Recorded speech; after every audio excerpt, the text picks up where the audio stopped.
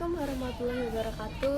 Kenalkan, nama saya Yusika Windayana Rizky absen 34. Di sini saya akan menjelaskan bab tentang musik kontemporer. Halo teman-teman yang ada di rumah, apa kabar? Semoga selalu baik-baik saja, selalu jaga kesehatan. Apa sih musik kontemporer itu? Apakah kalian sudah tahu? Musik kontemporer adalah musik baru di Indonesia yang tidak berkaitan dengan tradisi sama sekali. Ingat, tidak berkaitan dengan tradisi sama sekali. Jadi, musik kontemporer ini adalah kreasi baru atau yang diciptakan oleh seniman baru. Kriteria kontemporer sendiri adalah ketidakbiasaan atau sesuatu bayangan kebebasan sepenuhnya. Jadi mereka itu kalau berkarya tidak akan bisa dibatasi oleh siapapun karena tidak terkait dengan tradisi. Kontemporer dianggap salah satu gaya tertentu yang diartikan sebagai sikap untuk menggarap di ujung perkembangan seni yang digeluti. Musik kontemporer dimulai sekitar tahun 1975. Tokoh yang mempengaruhi adalah Claude Debussy dan Igor Stravinsky. Unsur-unsur musik kontemporer. Kontemporer sendiri memiliki unsur-unsur untuk membentuknya. Ada 4 unsur yang di dalam musik kontemporer. Salah satunya adalah warna, harmoni, ritme, dan melodi. Yang pertama adalah warna nada atau tone color. Dalam musik kontemporer terdapat sedikit penekanan pada campuran suara. Selain itu, perkusi juga memainkan peran utama. Warna nada dimainkan secara individu agar terdengar jelas pada musik ini. Yang kedua adalah harmoni. Dalam musik kontemporer dikenal sebagai play chord, di mana 2 kunci nada terdengar pada waktu yang bersamaan. Dalam harmoni, musik kontemporer juga menggunakan 4 kunci nada. Dalam musik kontemporer juga terkenal play tonally, yaitu penggunaan 2 lebih kunci daripada waktu yang. Yang ketiga adalah ritme. Ritme merupakan salah satu unsur musik kontemporer yang paling mencolok. Kebanyakan ritme yang digunakan merupakan ritme yang membangkitkan semangat, dorongan, dan kegembiraan. Kita tahu sendiri, nanti saya akan jelaskan oleh contohnya yang lebih dalam.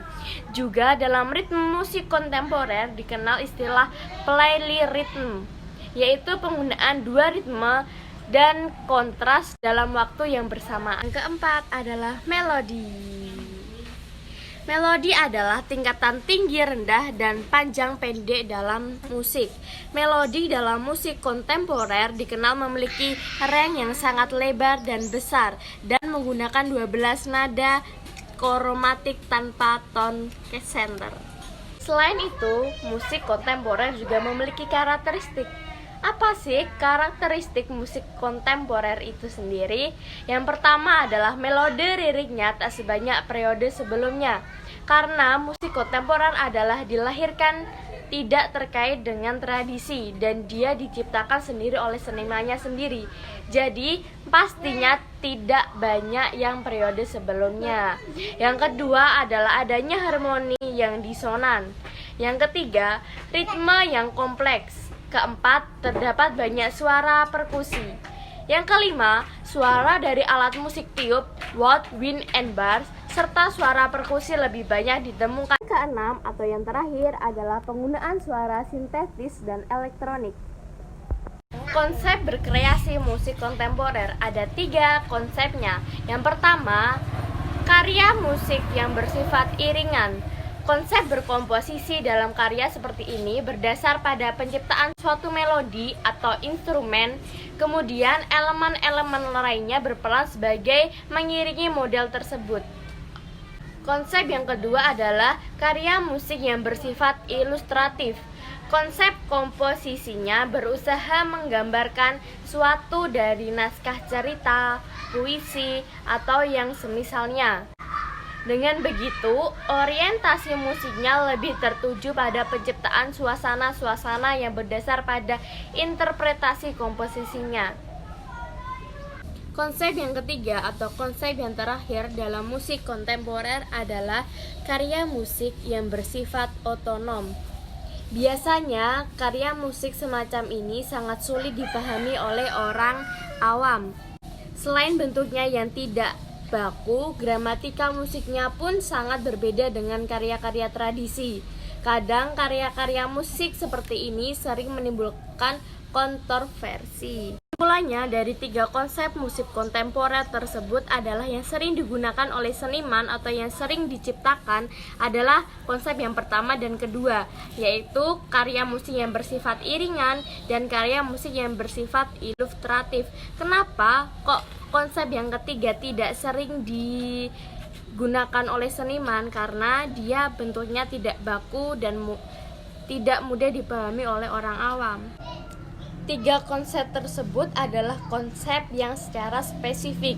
Ada konsep umum yang dimiliki oleh musik kontemporer sendiri. Apa sih konsep umumnya? Konsep musiknya lebih memaksimalkan bunyi dan jeda.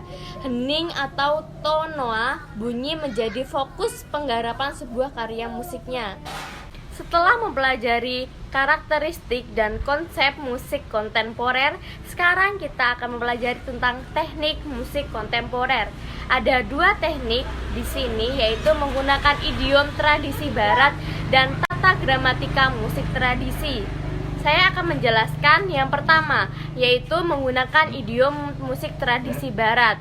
Dalam membuat musik kontemporer, beberapa komponis seperti Amir Prasabu dan 2 Srikandi piano atau musik-musik pengharap lainnya, meski berupa musik tradisional, tetapi teknik pembuatan atau prinsip-prinsip pembuatannya sendiri menggunakan teknik yang lazim digunakan pada musik barat. Contohnya adalah suara gending gamelan Jawa dan ditransisikan di dalam piano. Teknik yang kedua adalah tata gramatika musik tradisi. Berbeda dengan teknik sebelumnya, teknik menciptakan musik kontemporer dengan cara ini adalah dengan memberikan nuansa baru pada musik tradisional yang sudah ada. Contohnya, cara memetik kecapai tidak hanya dilakukan dengan memetik, namun juga dapat dilakukan dengan menggesekkan kuku jari. Gimanakah? Pasti kan penasaran. Itu adalah kreasi dari seniman yang merubah atau membentuk musik kontemporer yang baru tanpa terkait dengan tradisi. Hal ini bisa juga disebut dengan merubah fungsi tiap instrumen untuk menciptakan nada atau suara atau bunyi yang baru. Selain tersebut, ada 3 kategori yang tersirat dalam teknik berkreasi musik kontemporer. Yang pertama adalah menggarap musik dalam suatu gaya tradisional, menganalisir baru suatu karya musik tradisional. Yang kedua adalah menggarap kreasi musik baru bersifat kekinian. Yang ketiga, kriteria musik kontemporer adalah ketidakbiasaan atau suatu bayangan kebebasan sepenuhnya. Nah, teman-teman sudah paham atau belum? Gimana sih musik kontemporer itu? Apa sih musik kontemporer itu? Oke teman-teman, kali ini saya akan menjelaskan keberadaan musik kontemporer di Indonesia.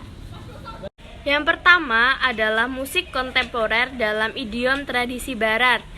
Tokohnya Amir Pasaribu, 2 Srikandi piano. Yang kedua adalah musik kontemporer bersumber dari unsur etnik. Tokoh-tokohnya adalah Revitalisasi Musik, Ausutrisna, Rahayu Supangga. Yang ketiga adalah musik baru yang berlatar belakang budaya Indonesia dan budaya Barat. Tokoh-tokohnya adalah Abdul Slamet, Syukur, Tony Prabowo, dan Otto Sidharto. Nah, teman-teman, udah pada tahu atau paham belum apa itu musik kontemporer? Tadi saya sudah menjelaskan apa sih musik kontemporer beserta teknik dan konsepnya. Kali ini saya akan menjelaskan sesuai dengan contohnya. Jadi pahami serta simak contohnya.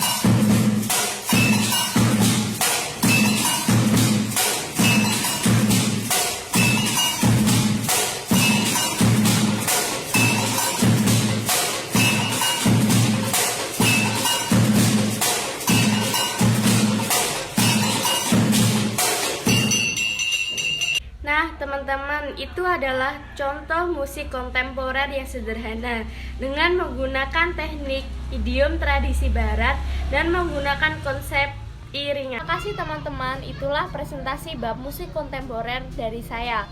Apakah ada yang ditanyakan? Silakan ditanyakan. Terima kasih, sekian presentasi dari saya. Apabila ada kurang lebihnya mohon maaf yang sebesar-besarnya. Wassalamualaikum warahmatullahi wabarakatuh.